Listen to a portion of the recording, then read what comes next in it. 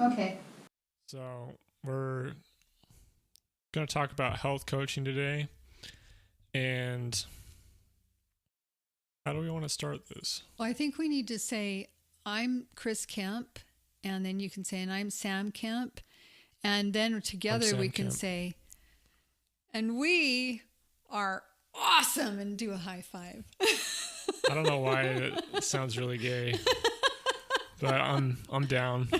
I think it just means I'm uncomfortable and I need to face that discomfort and overcome it. I was just trying to think of something that might be memorable.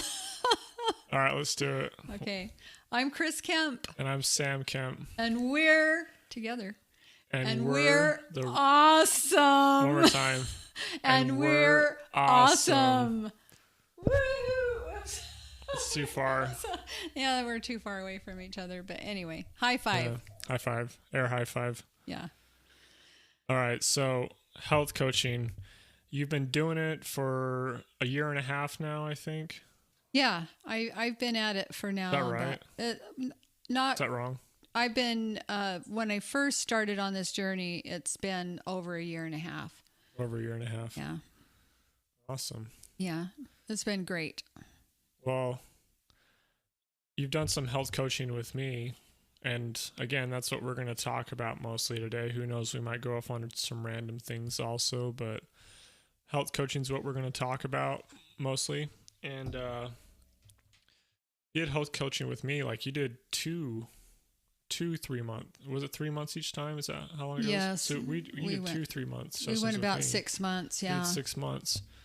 And it was incredible for me. Like I learned a lot of things about myself that were holding me back that I didn't realize were holding me back. Like emotional eating was a huge one for me. I didn't realize a lot, maybe half the time at least that I ate, like especially snacks, wasn't because I was hungry or needed something to eat. It was because I think I was emotionally discomforted and I was looking for some sort of comfort. And now I really notice it like every single day when I go to work and I right when I get to work, not even when I get inside, I'm like, oh, I'm so excited for some coffee because it's just so nice and warm and it just makes me feel better. And it's just like, it's such a emotional thing. And if I don't drink coffee, I know I'm not addicted because I don't get a headache or anything. I'm not like craving it, but like there's something really nice just about having something warm in your hands. Yes. And I do the same thing at lunch. Like I'll eat breakfast at work. I'll eat eggs for breakfast, but I'll go to lunch not even hungry.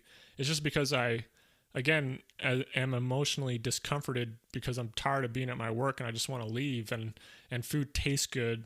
So I want to go out and get involved in that food and eat it. And it's just an emotional thing. I don't need to eat. I honestly don't even need to eat most of the rest of the day. Like I usually don't eat till 5 p.m. But at 12 p.m. I go eat lunch.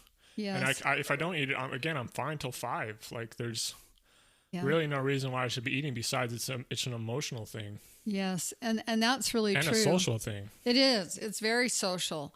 You know, when you're with people, depending on how they eat, you tend to eat similarly.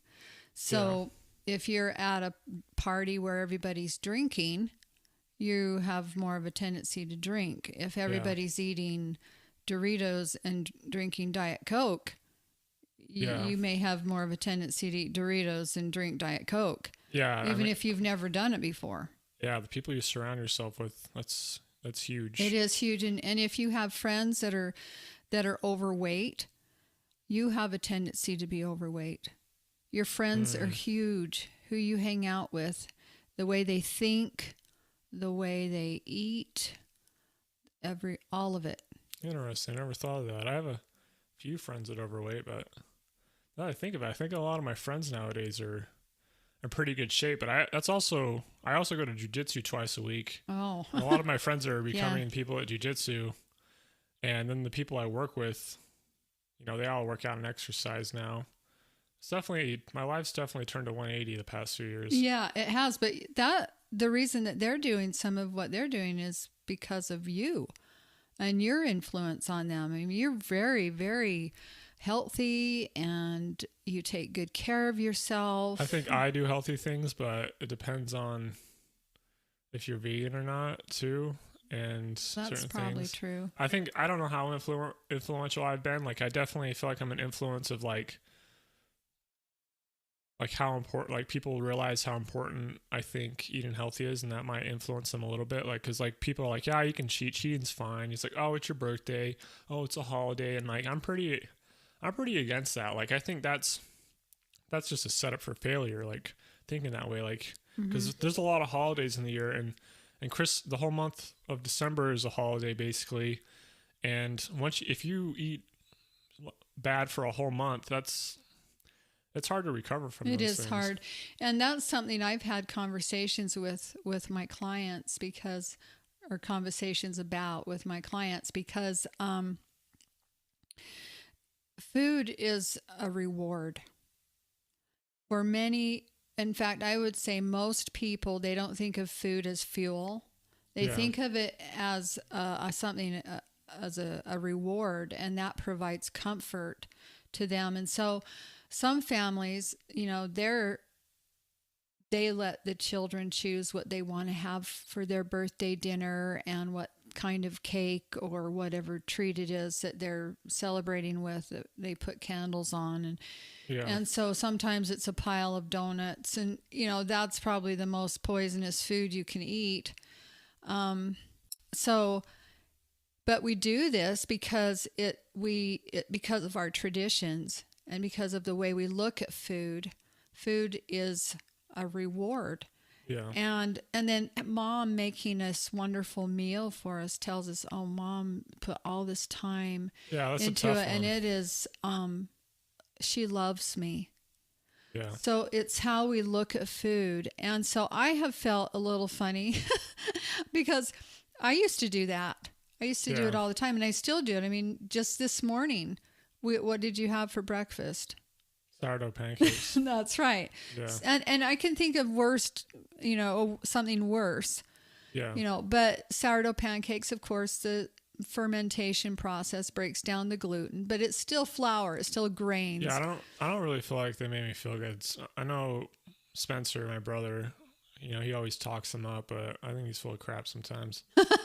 So well, we're all full of crap sometimes. But he's like always trying to push his things, and sometimes I can't tell if he's joking or not. Well, see, Spencer has a real emotional connection to food. Yeah, for sure. So I mean, we don't want to, sit and talk about Spencer because we're all in that category. Just in our family, I noticed that a little bit more with Spencer. He finds a lot of joy in eating. Yeah, he does. He talks about it too.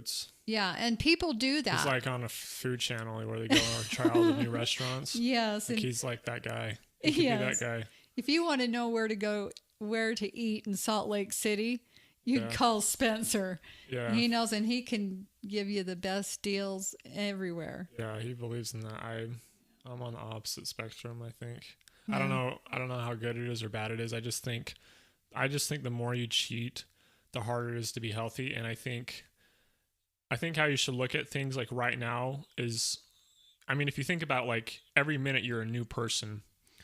So think about the things you're doing right now. You're not doing it for you right now. You're doing it for you in a minute. You're doing it for you tomorrow. Like you're doing things for somebody else, then that somebody else is you tomorrow. Like, what I'm doing right now going to benefit me tomorrow, myself tomorrow, which is a different person. So am I helping out somebody else by doing this, which is me tomorrow? Yeah. And that's the way I look at it. Like, and if I'm eating food that's going to hurt me tomorrow or in the next 2 days, because some of the things I've been learning lately is some food, you don't even notice its negative effects for 2 days. That's right. I didn't even really realize that until recently. And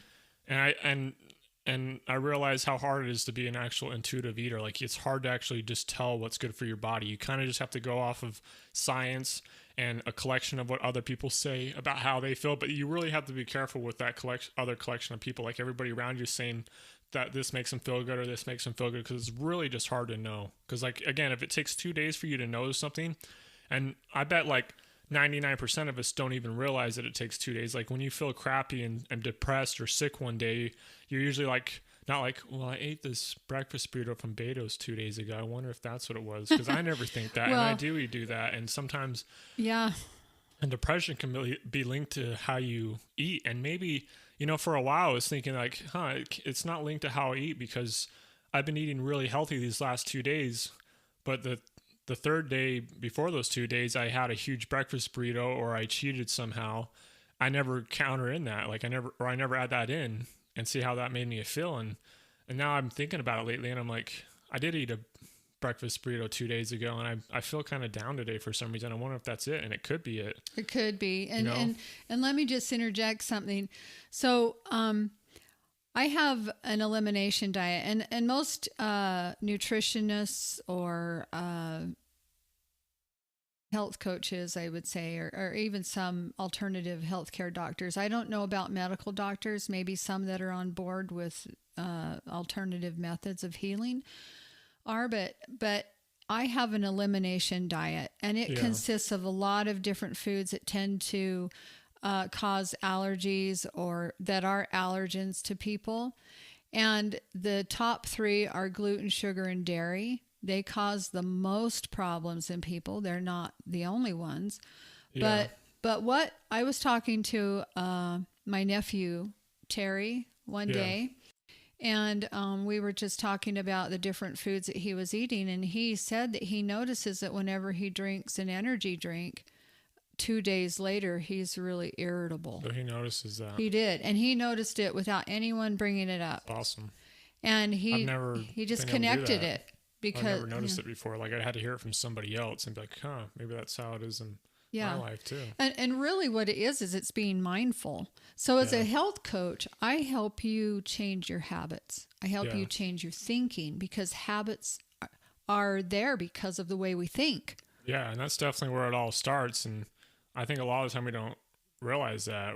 We like it starts with a thought. Like before you do something, like do an action, you have to have the thought before you can do that action. Right. Exactly. Yes. And you have to have the right kind of thoughts, like the thoughts, and there has to be like the emotion behind the thought, and the drive, same thing as the emotion, but you have to have the drive behind the thought. Well, the thought comes before the emotion. Did you know that? Does it always? It always does. And that is what we don't notice because we have habits. And so the thought comes, you think something and immediately you have that emotion. So it's hard to distinguish. Yeah. I think about it. It's hard to distinguish which one comes first. It's like, did the chicken or the egg come first? Yeah. I mean, now that you say it, like probably 99.9% of the time, we're just thinking all the time without even realizing that we're thinking. Right. And we have thousands of thoughts every day. We're talking tens of thousands of thoughts. Yeah. And so we don't know what we're doing. We don't realize how powerful our thoughts are either. Yeah. And they're just running rampant. Yeah, they can until, they usually are. And so that's another thing. Yeah. Well, I think that's the same way it is with all of us, Sam, because, but one of the things that I really like that you taught me, and this is part of what I do as a coach, is I help people learn how to meditate. And it's different from what anybody thinks it is. Yeah. It's way different. And it is allowing your mind to relax. And what happens if your mind relaxes? You start thinking about things. But it's okay. Yeah. That's pretty normal. You're going to think about things. And normally they say, just think of one thought. Just think of one thought. And what you taught me was, you can have a mantra. You can think of one thought, but you're going to drift from that thought, and you're going to start thinking other things. The key is to recognize that you're thinking about other things and then go back to that one thought. Yeah. And to be aware. It really is about being mindful of what you're thinking, of how your brain works and so forth. Yeah, well, I think the quote that breaks down meditation perfectly is just be aware that you're aware. Oh. And I like that. Yeah, and that's all it really is. You're just being aware that you're aware of stuff. Like when you're having thoughts, if you can just be aware that you're having a thought, an image in your mind, and that you're not that image. It's just an image coming up in your mind. Just being aware of that, that's a successful meditation. Yeah. And you're gonna space out and forget that, and you're gonna become one with your thought, and your thoughts are gonna go rampant for a while. But as soon as you can just become aware that you're aware of something, you did it right. And the goal is to just do that more and more. Even if you only do it one time during meditation, you know, that's the goal, and you did it right once, and now, and it's gonna be, the goal is to do it more and more and more. And the better you get at it, the better you get at being able to step back and seeing your thoughts and seeing how they create your emotions, or, you know, whatever. And then you can change things, because you're not them. You're not your thoughts anymore. Right. When you're not your thoughts, you can be like, these are just thoughts that are coming up in my mind. Like, I don't have to act on them. These emotions don't have to be here because of them. And that's when you can change things. You can be more in control. Right. Like, we're really so out of control. Like, when you actually start becoming aware of your awareness, or your thoughts or whatever, you realize that, wow, I've been on autopilot for like all of my life. Like, if you've never meditated before, or you don't know anything about it, you're very likely to have been on, autopilot all of your life. Like, I feel like I've been, up until I was like 20 or 21. Like, I didn't have any thought about like how to conduct my mind at all, or anything. Like, it was never a concern. Right. Until I started thinking about it, and I started learning about meditation. Then one day I remember I was meditating, and I just became aware that I was aware. Like, there was like a part of me, you don't even know what that is. If it's just like your mind, or what, like whatever your mind is in your brain, it's just a part of you that's aware of things going on, and you don't really know where to place that exactly. It's kind of hard to explain until you experience it, but it's just being aware of your awareness. Yeah, it is. And that the thing that's so wonderful about coaching for me is that I actually get to help people become aware. Yeah. And I give them action steps to take every week. And so I meet with them once a week for an hour, and I either teach them something new, or we review, and there's accountability there. I offer the right system, the right support, and it's really awesome, because some of the things that I've been seeing, addiction is what we're talking about. Yeah. Habits and addiction are similar. They're not exactly the same. Yeah. But we can change both. One may be harder than the other. I wonder what the difference actually is. It seems like the difference would be a habit is more of like a neutral or positive thing in your life, and an addiction is the same as a habit, except for it's negative. Well, you can have negative habits too. That's not an addiction, though? Yes, like you can have a habit of criticizing someone in your life all the time. I guess that wouldn't be considered an addiction. No, I don't. I suppose it could be, but an addiction is where you have certain chemicals in your brain that are involved. So addiction's it's more powerful. A physical thing. Yeah, addiction is more gripping, and in order to become unaddicted, most of the time you will need professional help to at least initiate that, and then you will need to make a plan to sustain it, to sustain being unaddicted. Yeah, and then you abstain from whatever it is you're addicted to pretty much the rest of your life. Because an addiction is that gripping.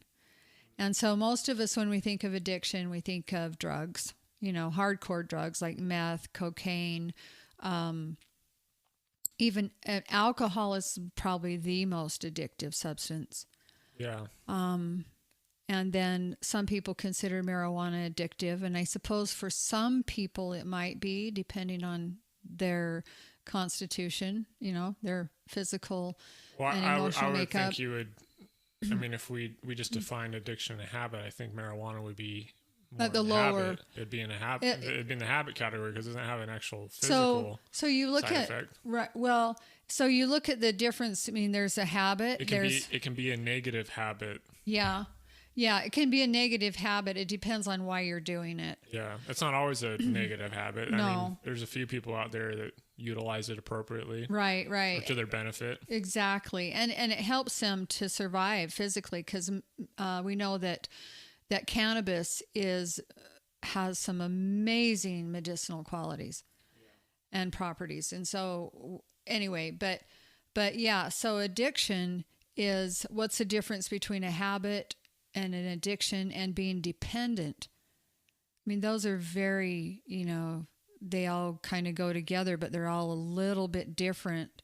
And so being dependent on something is where you need it every single day, but it's not so much that if you stop taking it, you're going to have major withdrawals. You just need to replace it with something else, hopefully, that's more, that's healthier.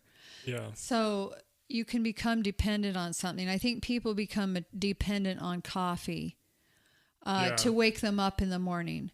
But what else can wake you up in the morning? What else can get you going in the morning? Exercise. Yeah, there you go. Exercise. Getting a good night's sleep. Very good. Yeah, exactly. I mean, and that can eating be tough, and maybe changing your diet. In fact, we know that changing your diet, removing those simple carbs and processed foods out of your diet. So we know that that there are habits, and those, being dependent on something like that is, like with you, it's a comfort. Drinking your cup of coffee in the morning or whenever on your break at work or whatever, that's a comfort. But if you're having trouble sleeping at night, it's time to rethink that habit, because a lot of factors. A lot of people cannot drink coffee after 2 p.m. Yeah, and that's a hard thing to notice too. Like if you drink it at 4 and you don't go to sleep till 10, you're not going to think, oh, is it that coffee? Drink at 4? I mean, I don't think that anymore. Well, it doesn't have to be coffee. It can be an energy drink. It can be anything. Yeah, anything that. When you guys drove up here, because we're in Burley, Idaho right now, and when Sam drove up here with his brother Peter, and Peter was driving, Sam was asleep, and Peter started getting very, very drowsy. So he pulled over and he got an energy drink, and then when he got to our house, he couldn't get to sleep that night. He had a really hard time getting to sleep, and yet he was falling asleep at the wheel before he drank that. So anyway, and I would rather have him drink that than fall asleep. But you look at that and you learn from it, and it's hard to find that balance. How do you become more awake throughout the day so you don't get drowsy while you're driving? Well, and so I've had conversation with him about what he's been eating, how he exercises every day. He's been really great about that. Yeah. But he's a college student. So how do college students live? There's a lot of late nights. There's some partying. There's he's partying at BYU. He's not drinking, but he's still staying up late. He's staying up late because his apartment is the party apartment. Yeah, is it? And everybody likes to hang out there. So you have to have the wherewithal to go to your friends and say, I'm going to bed now. Yeah, I'm sure. And doesn't he share a room with somebody? He does. And I think his roommate's pretty good about it. But anyway, it's just a matter of having so many people and the social pressures. Yeah. Well, one thing I want to talk about more with the health coaching is, a lot of people might be scared to do this, or, they're just scared to move forward in general because they think it's too hard, or they might be able to do it. And you can go on YouTube and you can figure things out. Like you can find a workout schedule, you can find things on there, but sometimes those steps are too big for some people. Some people that haven't been improving themselves or have been going on a downhill for a lot of their lives in some sense, or for a long time. Finding an awesome workout on YouTube might not be a small enough step that you need to, move up and consistently progress, and it might not be the best thing for you. And that's what I think is great about health coaching is you talk to people, you help break things down, and you help them find the step that they need to get on to start moving up. Because everybody, it's always about baby steps. Like anybody you talk to that's into working out or bettering themselves, I mean, I think everybody I talk to anyways, it's all about those baby steps. It's not about taking big jumps up. It's all about just taking tiny little steps all the time. It is. And finding out where those steps are. The better you get, there's a lot more, it's a lot easier to take steps in different directions because you're just in better shape, you know, and you feel better.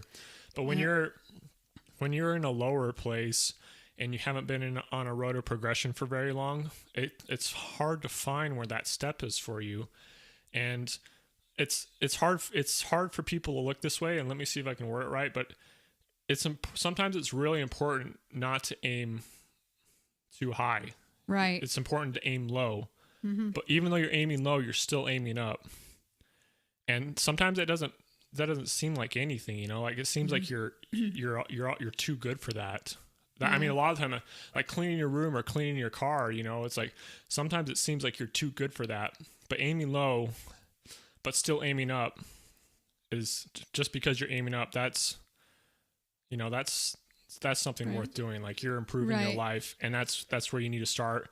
And it feels good. It feels good to move up, even if it's low. Right. You know? Well, and the thing and that's where you help people. Like you can help people find where it is they need to take that step. And it's honestly, it can be mentally hard, but it's usually physically super easy, and it's even more rewarding as you do it. Well, and that's exactly right. And I have a client that just recently, I've been working with her for 5 months. And and my program is usually 90 days. So it's usually a 3-month program. And what people pay for are results. Yeah. They're not really paying for my time. They're paying for results. And so, and this person that I was working with, this client, she was really nervous about doing this. She said, I can't do too much. She was just, I can't think about food right now. And she just has a lot of chronic health problems, and she has a child that is difficult to deal with. And her husband suffers from depression. And anyway, and so she just was overwhelmed. And we started working together, and I said, don't worry about it. These are just tiny steps that you're going to take. So I would talk to her about we'd had different sessions, different topics we talked about. I gave her action steps. She had a hard time following through with all of her action steps. I knew she was trying. And then, and I thought, well, I don't know if there's a lot of change going on here, but just a couple weeks ago, at the end of every session, I asked the client to please let me know if there was an aha, an insight, or some appreciation they had about the session. And that is for the client. That is for you to embed something by repeating it, something that impressed you or resonated with you. And so for her, I asked her that question a few weeks ago, and she said, and she got teary-eyed, and she just said, I can't even tell you how this has changed my life. And she goes, people can't see it on the outside, but she says it's really changing me on the inside. And that's what happens first. Yeah. If you are not ready to make those changes on the, then you're not going to make them as quickly. But as time goes on and we work together, those changes start showing up. Now she's into 5, almost 6 months of the program, but she's now starting to say, oh my word, I can do this.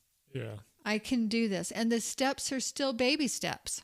I'm not saying she's taking, giant leaps and bounds, but the steps are still baby steps, but that's what it's all about, though. That's right. And she's able to actually do the action steps.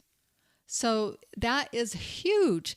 And I had another client that told me, she says, you wouldn't believe how the insight that I've found into myself has helped me honor my freedom.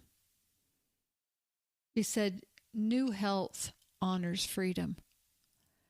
And I loved that That's powerful. It was really powerful. And it honors your tomorrow self too. It the does. you that you're going to be tomorrow. Exactly. That's exact. And that's the other thing is and when you care about yourself tomorrow, that just when you're always working on bettering your tomorrow self, that just adds on to the love you have for yourself. And then the more you love yourself, the better you feel, the better life is, the more you just care in general about other people. That's right. The more you love yourself, the more you can love other people.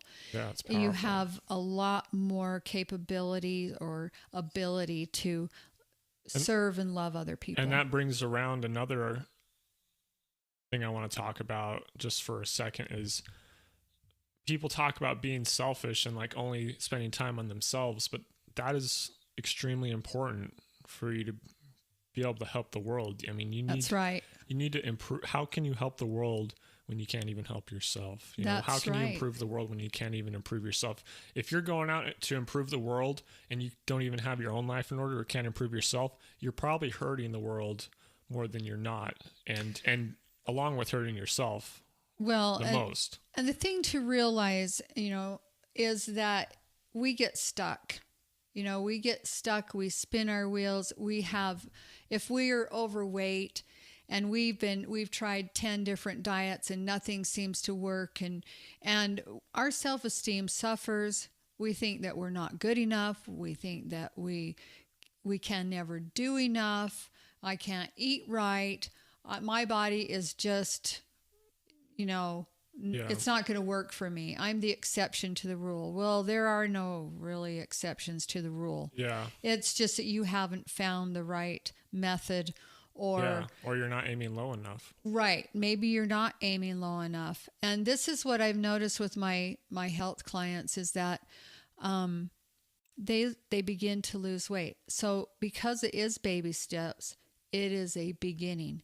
And to really get the weight off and to be able to sustain that weight loss is through doing it a little slower, changing that thought process so you can actually change habits that are long-lasting changes. Yeah. It's powerful. Well, let's end it there.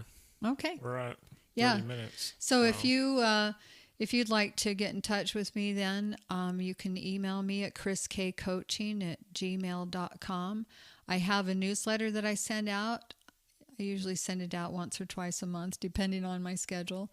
And but email me and just in the subject line write subscribe, and I'll get you that email, that newsletter. And also, if you're interested in a free 60-minute breakthrough session, I just help you figure out what direction you want to go in and how to get there.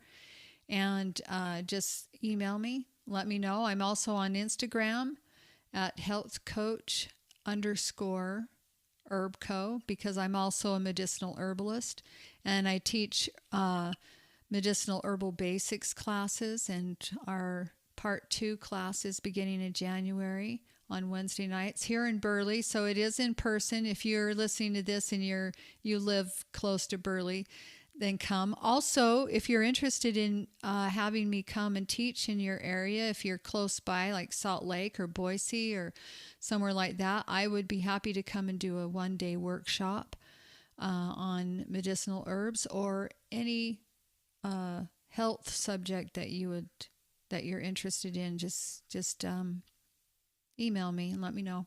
Awesome. And you can find me on Instagram at samkempcj. And I also am helping to put on a ayahuasca retreat in May. I'm just helping to set it up. If you're interested in that kind of thing, message me on Instagram or look me up on Facebook, Sam Kemp on Facebook. And yeah. Okay. Thanks. Awesome. Okay.